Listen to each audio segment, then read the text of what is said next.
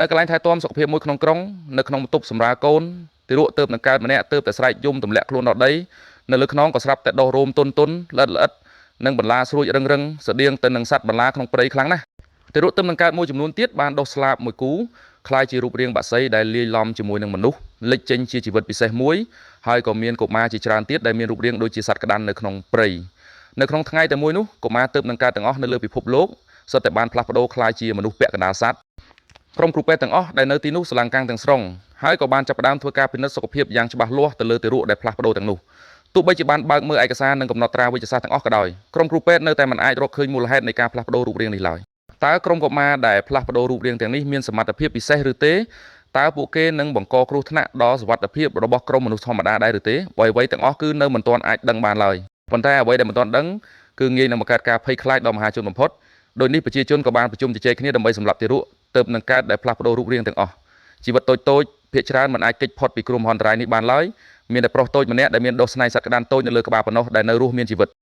ពីព្រោះមុនពេលការកាប់សម្លាប់ដ៏ស្រស់ឈាមនេះចាប់ផ្ដើមឪពុករបស់ក្មេងបានរៀបចំវ៉ាលីតាមខ្លួនយ៉ាងឆាប់រហ័សហើយនាំក្មេងនោះទៅលាក់ខ្លួននៅក្នុងព្រៃយ៉ាងជ្រៅឪពុកបានសង់កន្លែងស្នាក់នៅដោយដៃផ្ទាល់ហើយបានធ្វើរបងដែកយ៉ាងរឹងមាំដោយមានបំណងរស់នៅផ្ទាល់ខ្លួនជាមួយកូននៅក្នុងព្រៃជ្រៅនេះយ៉ាងរលូននិងសាមញ្ញសម្រាប់ជីវិតទៅថ្ងៃមុខប៉ុន្តែនៅពេលដែលក្មេងប្រុសតូចចេះតែធំធាត់ឡើងពីមួយថ្ងៃទៅមួយថ្ងៃលក្ខណៈពិសេសដែលជាប់មកជាមួយកំណើតគឺมันអាចបិទបាំងចិត្តទាល់តែសោះថ្ងៃមួយ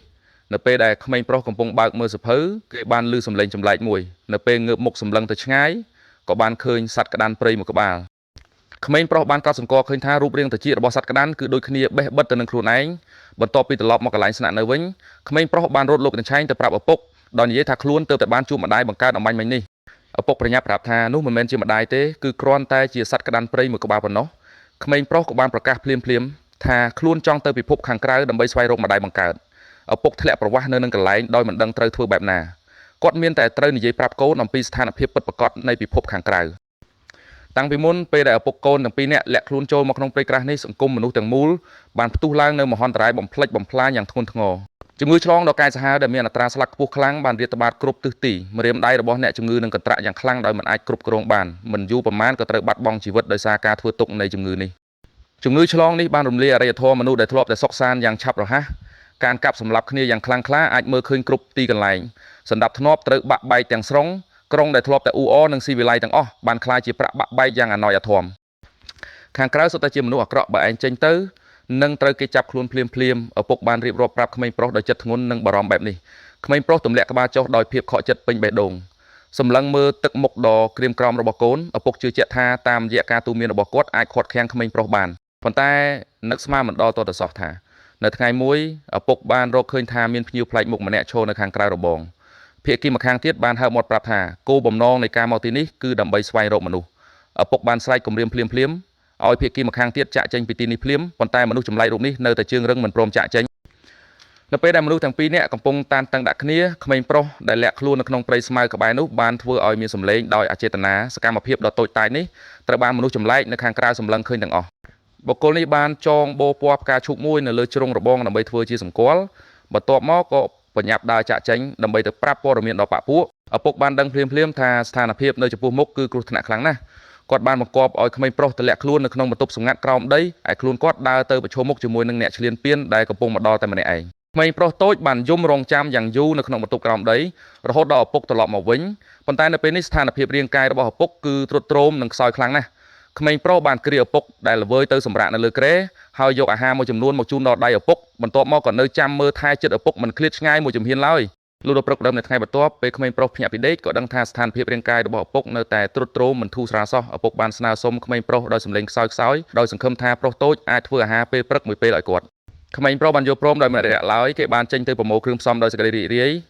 តែពេលត្រឡប់មកដល់ផ្ទះវិញស្រាប់តែរកឃើញថាឪពុកបានផុតដង្ហើមទៅហើយក្មេងប្រុសបានសម្លឹងមើលរាងកាយរបស់ឪពុកយ៉ាងយូរនៅក្នុងពេលវេលាយ៉ាងយូរដែលបាត់បង់ឪពុកក្មេងប្រុសទូចសឹមវឹកហាត់បាននៅសមត្ថភាពម្ចាស់ការលើខ្លួនឯងយ៉ាងខ្លាំងគេកាប់អុសបង្កាត់ភ្លើងដោយខ្លួនឯងជួសជុលទយោទឹកដែលស្ទះតម្រូវការប្រចាំថ្ងៃទាំងអស់គឺរ៉ាប់រងដោយខ្លួនឯងទាំងអស់គ្រាន់តែក្នុងជីវិតប្រចាំថ្ងៃជួនកាលមានបញ្ហាកើតឡើងមែកឈើបន្តិចបន្តួចដែលសេះសល់មិនអាចបេះចេញដោយដៃទទេបានទេហើយរាល់ពេលដែលជួបប្រទះស្ថានភាពបែបនេះក្មេងប្រុសតែងតែមានអារម្មណ៍ធុញថប់ក្នុងចិត្តពេលនោះក្មេងប្រុសនឹងយកចង្កៀងកាតានៅក្នុងផ្ទះដុតអស់ដោយផ្ទាល់ដើម្បីដុតបំផ្លាញមែកឈើនៅក្នុងបន្ទប់ងឹតខ្ទេចខ្ទីប៉ុន្តែក្មេងប្រុសមិនបានរំពឹងទុកទាល់តែសោះថា ផ្សែងហុយត្រឡោមដែលកើតចេញពីការដុតមែកឈើនឹងនាំមកនៅគ្រោះថ្នាក់មិនចាំបាច់មកឲ្យខ្លួនឯងយ៉ាងឆាប់រហ័សបន្ទាប់ពីបញ្ចេញអារម្មណ៍ធុញថប់រួចក្មេងប្រុសបានដេកនៅលើគ្រែហើយដោយអចេតនាបានរកាយឃើញផែនទីក្រដាសចាស់មួយសន្លឹកនៅលើផែនទីមានចំណុចមួយត្រូវបានកត់ចំណាំរូបបេះដូងក្មេងប្រុសបានដើរតម្រង់ទៅជម្រៅនៃព្រៃក្រាស់តាមការចង្អុលបង្ហាញនៃផែនទីហើយបានរកឃើញសញ្ញាដែលត្រូវគ្នានៅលើដើមឈើធំមួយក្បែររូបនោះនៅមានសញ្ញាព្រួញចង្អុលចុះក្រោមក្មេងប្រុសបានយកចបជីកដីដែលយកតាមខ្លួនមកចាប់ផ្ដើមជីកដីនៅក្នុងដំណើរការជីកគេបានជីកជួបប្រអប់ដែកបិទជិតមួយគេបានយកបន្ទះដែកស្ដើងដែលឪពុកបន្សល់ទុកឲ្យមកសក់ចូលក្នុងរុនសោរួចសង្កត់ចុះរហូតចាក់សោបើកប្រអប់ដែកបានដោយជោគជ័យក្រៅពីមានប្រាក់មួយចំនួននៅក្នុងប្រអប់ក៏មានរូបថតមួយសន្លឹកផងដែរក្មេងប្រុសជឿជាក់ក្នុងចិត្តថាស្ត្រីនៅក្នុងរូបថតគឺជានិមិត្តរូបនៃម្ដាយហើយនៅជ្រុងខាងស្ដាំខាងក្រោមនៃរូបថតមានបោះពុម្ពអក្សរ Colorado ទីតាំងមួយនេះច្បាស់ជាទីកន្លែងស្នាក់អាស្រ័យរបស់ម្ដាយបង្កើតមិនខានឡើយក្មេងប្រុសបានផ្ទៀងផ្ទាត់នឹងគណនាប្រវែងផ្លូវជិតឆ្ងាយតាមផែនទី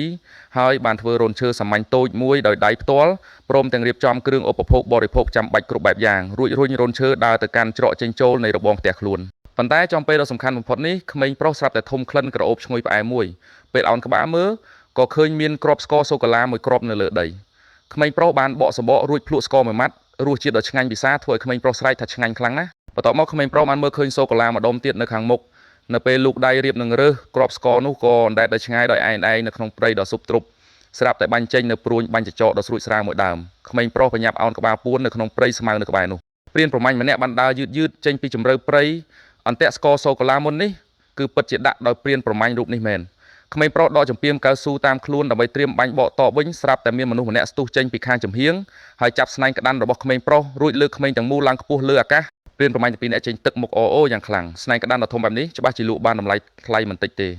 ក្មេងប្រុសដែលត្រូវគេចាប់ជាប់បានប្រឹងប្រែងប្រខំប្រខែងអស់ពីកម្លាំងកាយរហូតដល់រំដោះខ្លួនចេញពីការខាត់ខាំងរបស់មនុស្សទាំងពីរហើយថែមទាំងប្រើស្នែងនៅលើក្បាលខ្វែចោតត្រូវព្រានប្រមាញ់ម្នាក់ឲ្យមានរបួសព្រានប្រមាញ់ដែលរងរបួសបានកាន់អាវុធលើកំភ្លើងវែងរៀបនឹងបាញ់សម្លាប់ក្មេងប្រុសប៉ុន្តែចំពេលអាសន្ននេះមាននរណាម្នាក់នៅកន្លែងងងឹតបានបាញ់កំភ្លើងសម្លាប់ព្រានប្រមាញ់រូបនោះមុនបពពួកដែលនៅរស់ជីវិតស្រាប់តែស្លន់ស្លោយ៉ាងខ្លាំងតើនរណាឲ្យប្រកាសដែរលាក់ខ្លួននៅក្នុងតំបន់នេះមិនទាន់នឹងស្វែងយល់ពីភិនភាគរបស់អ្នកមកដល់ផងក៏ត្រូវព្រួញបាញ់ចចកបាញ់ចម្រាំងកាយក្មេងប្រុសដែលភ័យខ្លាចហួសហេតុបានថយក្រោយមិនឈប់ដោយមិនបានប្រយ័ត្នក៏បុកចំស្រមោលមនុស្សម្នាក់ពីខាងក្រោយនៅពេលងើបមុខមើលទៅគឺបរិសុទ្ធមាំម្នាក់ដែលមានកម្ពស់2ម៉ែត្រអំបញ្ញមិញគឺបរិសុទ្ធមាំម្នាក់នេះហើយដែលបានចេញមុខការពារក្មេងប្រុសពីកន្លែងងងឹតបរិសុទ្ធមាំបានលើកកំភ្លើងកេះកាយយ៉ាងច្បាស់លាស់ហើយបាញ់សម្លាប់ព្រានប្រមាញ់ដែលនៅសល់ចុងក្រោយនោះដោយជោគជ័យដោយយកឱកាសពេលដែលភាគីទាំងពីរប្រយុទ្ធគ្នាក្មេងប្រុសបញ្ញាប់រត់បញ្ញាប់បញ្ញាល់ត្រឡប់ទៅផ្ទះរបស់ខ្លួនរួចបិទទ្វារព្រោះកំទេចថ្មពេញដីទាញខ្សែអន្ទាក់ធ្វើឲ្យរូបទីងម៉ូងផ្លាស្ទិកធ្លាក់ចុះពីលើផ្ទះបន្ទាប់ពីរៀបចំអន្ទាក់មួយឈុតរួចក៏បញ្ញាប់ពួននៅក្នុងបន្ទប់ក្រោមដីក្មេងប្រុសទប់ដង្ហើមសម្លឹងមើលខាងក្រៅផ្ទះយ៉ាងជិតដិតដោយមិនហ៊ានធ្វើឲ្យមានសម្លេងឡើយ